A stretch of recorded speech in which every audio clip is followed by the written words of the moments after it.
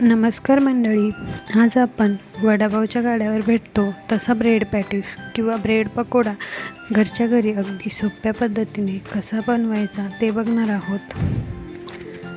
चला तर मग रेसिपीला सुरुवात करूया. तर सर्वप्रथम आपण ब्रेड पॅटीससाठी बॅटर बनवणार आहोत. तर त्यासाठी इथे मी 1 वाटी बेसन पीठ घेतलं आहे. यामध्ये आता अर्धा चमचा म्हणजे चवीपुरतं मीठ ॲड करायचं आहे.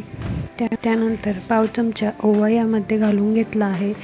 आता थोडं थोडं करून पाणी घालून हे मिश्रण आपल्याला पातळसर असं भिजवून घ्यायचं आहे.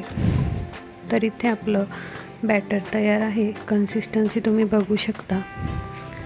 आता पॅटीस तळण्यासाठी एका कढईमध्ये तेल तापत ठेवायचं आहे.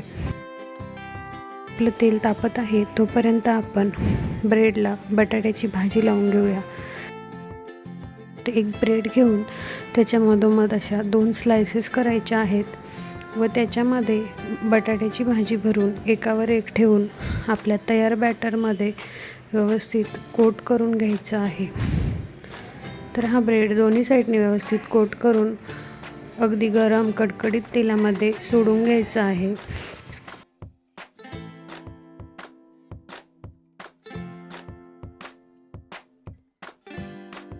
ब्रेड तेलात सोडला की 1 ते 2 मिनिटांनी त्याला दुसऱ्या साईडने पलटी करायचं आहे.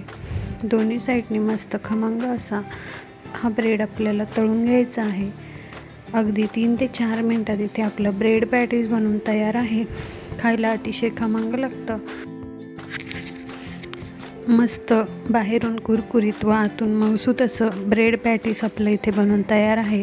तुम्ही याला पुदिन्याच्या चटणीसोबत किंवा चिंचेच्या चटणीसोबत देखील खाऊ शकता. खायला अतिशय स्वादिष्ट लागतं. तेव्हा ही रेसिपी एकदा नक्की ट्राय करा. रेसिपी आवडली असेल तर व्हिडिओला लाईक आणि चॅनलला सबस्क्राईब नक्की करा. धन्यवाद.